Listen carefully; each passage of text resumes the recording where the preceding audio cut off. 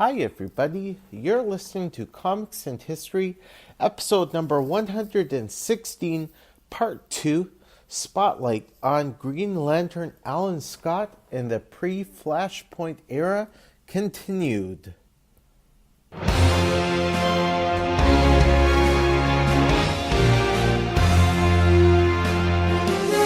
welcome to the show.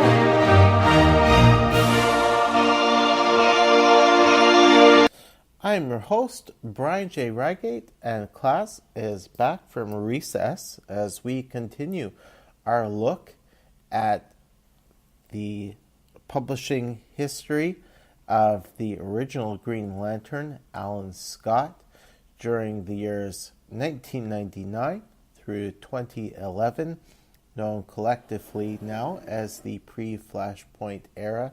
And just to point out that like so many of the other ages of comics, it's difficult to put a start and end point on different ages of comic books. I had to stop myself there because when it comes to the Pre-Flashpoint era, there's a definite end point, and that's mid-2011. But in terms of the start of the Pre-Flashpoint era in DC Comics, the start point really varies depending on which character or concept which you're looking at. For Superman, you could say that the Pre-Flashpoint era begins with 2001, with Mark Waid's Superman Birthright, an attempt to replace the John Byrne origin with a more Silver Age-inspired, Smallvilleized origin for the Man of Steel. But really, when it comes to the Justice Society of America, you really do have to start in 1999 with the Justice Society Returns, and then the beginning of Volume 1 of JSA. So as I stated at the end of part 1 of episode 116, I'm going to start off by talking about Alan's involvement in the 5-part miniseries / event, Day of Judgment. And this is one of the great things about recording this particular episode, is that I'm going back and refreshing my memory, and you could actually call Day of Judgment a mini event, in that there were more than 10 solo titles which had crossovers with the 5-part mini series. And I also forgot that it took place in 1999 alongside with the return of the Justice Society of America. So Alan Scott was a busy man in 1999, what with his part in helping to reform the JSA, and also with his involvement in Day of Judgment, in which 2 concepts which had been taken off the table were now being brought back into play at DC Comics. Now, just to let you folks know, I'm going to give broad spoilers for Day of Judgment, but I'm going to be talking much more in depth about this miniseries in my next Spotlight series, which I'll be starting later in 2018. I am going to put the spotlight on the Spectre. I must agree with my fellow podcaster Ed Moore that there is a need for a podcast devoted to the Spectre. And while I'm not shutting down Comics and History to start an exclusive Spectre podcast, it is time for this venerable character who is 75 plus years old to get the spotlight treatment. So just something to look forward to in the weeks and months ahead, and certainly may want to enjoy going out and looking for a collected edition of Day of Judgment.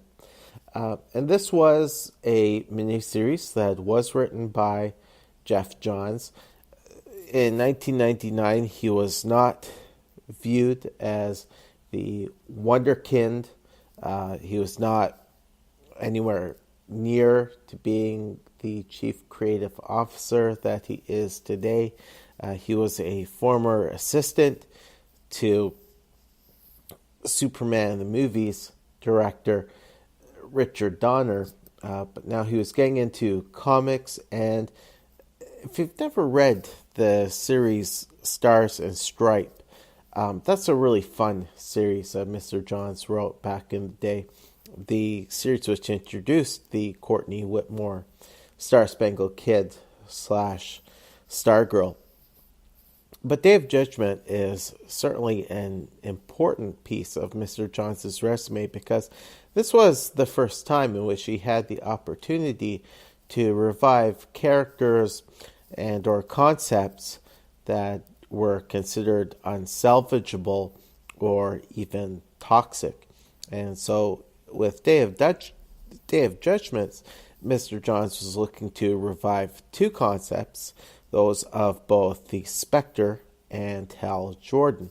Of course, in 1999, this was still several years away from the Parallax retcon, so at this time, Hal Jordan was Parallax. All of the crimes that he had committed in Emerald Twilight and 0 Hour were, in fact, by his hand. And DC had made the attempt to turn Hal Jordan into, I say, a Magneto-type anti-hero / villain, and I guess it just didn't really work out in the end. So Hal was given a small measure of redemption by sacrificing himself in the final night series to reignite the sun. But I think DC was planning on having Hal maybe not staying dead until the end of time, but I think they were certainly looking to keep him off the table for a while and wait until something different could be done with him. And it would certainly be difficult bringing him back as a hero, given the horrific things he had done in Emerald Twilight and 0 Hour and even beyond. Now, as for the Spectre, and again, I'll be talking about this in much greater detail when I get to my Spectre Spotlight series, but John Ostrander and Tom Mandrake produced a fabulous 62-issue run on the Spectre, and they reached a point where they felt that they had brought Jim Corrigan's story to a logical conclusion.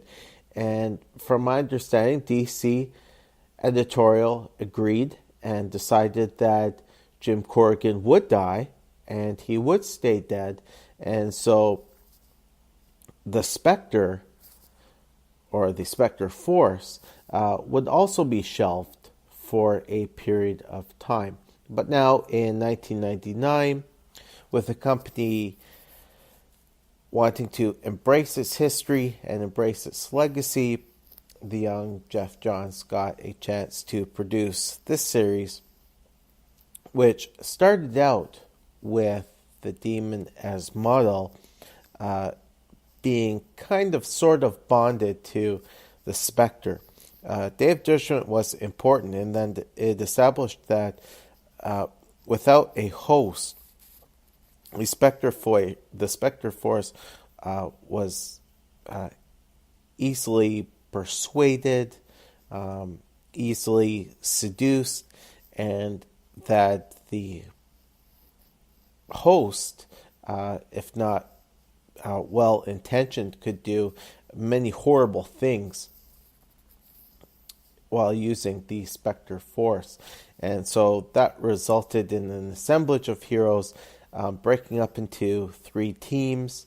Alan joined Wonder Woman's team, which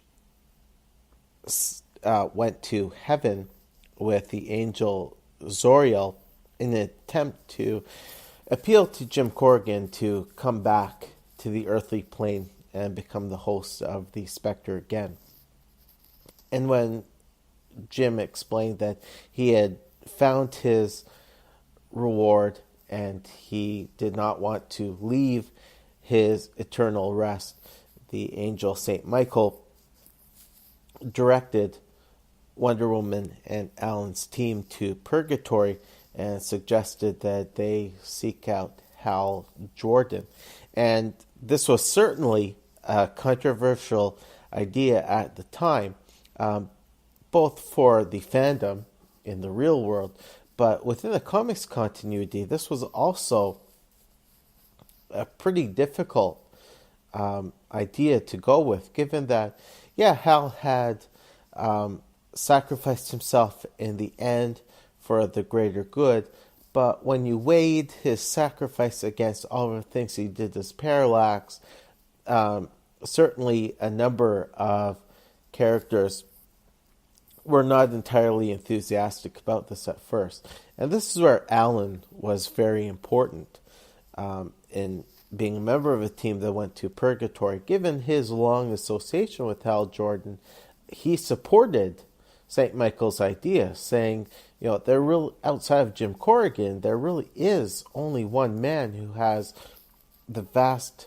reserve of willpower necessary to control the Spectre's rage, and that's Hal Jordan. And of course, the miniseries would conclude with Hal becoming the Spectre and returning as Madal Neron back to their realms. And Alan didn't deliver the knockout blow in this series, but certainly he was influential in encouraging Hal to leave Purgatory and to make the appeal to become the new permanent host of the Spectre. And I think without Alan's involvement, there certainly would have been a lot more opposition within the hero community towards a hero turned villain on the level of Hal Jordan becoming the host for this all-powerful wrath of the presence or the Christian God. Now, over the course of Day of Judgment, Alan, as Sentinel, also worked closely with a group of other magic users and supernatural, mystic characters such as Zatanna, Felix Faust, Deadman, and in the end, they decided that they would continue to work together as the Sentinels of Magic. And I remember reading the series at the time saying, Alan Scott, Sentinel, team's called the Sentinels of Magic. I still see this as a way of DC trying to say to some disgruntled fans, well, look at the term Sentinel is still relevant, especially as it applies to Alan, because as the Sentinel of Magic, he is keeping watch over the supernatural. And certainly with the fears related to related to Hal taking over as the Spectre, it was certainly important that there would be a watchdog team to look over him. I kind of got the sense from reading and rereading Day of Judgment that there wasn't really a plan in place to create a spin-off title for the Sentinels of Magic. I mean, the JSA was being reformed at the same time as the story was taking place, and Alan was being pegged to be one of the founding members of the revived JSA. I got the sense, though, that the idea was that there would be this team in place, and even though they wouldn't have their own solo book, it might be a team that could be referred to from time to time, at least. Who knows if James DeMatteis, who would become the writer for the Hal Jordan volume